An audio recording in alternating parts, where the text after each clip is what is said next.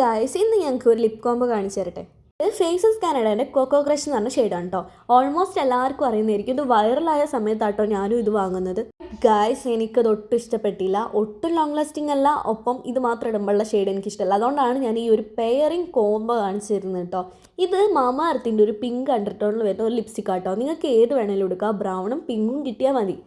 Guys, ഇതിൻ്റെ shade ഏതാണെന്ന് നിങ്ങൾ എന്നോട് ചോദിക്കരുത്. എനിക്ക് അതിൻ്റെ ഷെയ്ഡ് അറിയില്ല ഗായ്സ്. അതൊന്നും കാണുന്നില്ല, അത് പോയിട്ടുണ്ട്. കുറച്ച് മുന്നേ വാങ്ങിയതുകൊണ്ടായിരിക്കാം.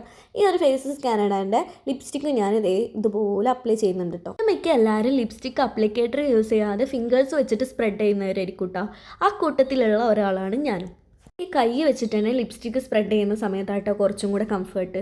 ഈ ഒരു ഷെയ്ഡ് ഞാൻ ഓൾറെഡി പറഞ്ഞു, ഷെയ്ഡല്ല ലിപ്സ്റ്റിക്ക് ഏതാണെന്ന് പറഞ്ഞു. മാമാ എർത്തിൻ്റെ ഒരു പിങ്ക്, നിങ്ങൾക്ക് ഏത് വേണേലും എടുക്കാം കേട്ടോ. ബ്രൗണും പിങ്കും കിട്ടിയാൽ മതി. അപ്പോൾ ഞാൻ ഇതുപോലെ അപ്ലൈ ചെയ്ത് കൊടുക്കുന്നുണ്ട്. ട്രസ്റ്റ് മീ ഗായ്സ്, ഈ ഒരു ഷെയ്ഡ് നിങ്ങൾക്ക് നല്ല ഇഷ്ടപ്പെടും. ലാസ്റ്റ് വരുന്ന ഒരു പക്ക ഒരു ട്രഡീഷണൽ ലുക്കൊക്കെ ആണെന്നുണ്ടെങ്കിൽ നിങ്ങൾക്ക് പക്ക അതിന് ചേർന്ന് പോകുന്ന ഒരു ഷെയ്ഡാട്ടോ. എനിക്ക് ഒത്തിരി ഇഷ്ടമാണ് ഗായ്സ്. ഈ രണ്ട് ലിപ്സ്റ്റിക്കും എനിക്ക് അത്ര കാര്യമല്ല, ബട്ട് ഇത് രണ്ടും കൂടെ പെയർ ചെയ്യുമ്പോഴുള്ള ഒരു ഷെയ്ഡ് ഉണ്ടല്ലോ, അത് പെർഫെക്റ്റ് ആണ് ഗായ്സ്. എന്തായാലും നിങ്ങൾ ട്രൈ ചെയ്ത് നോക്കണം. അപ്പോൾ ഓക്കെ, ബൈ.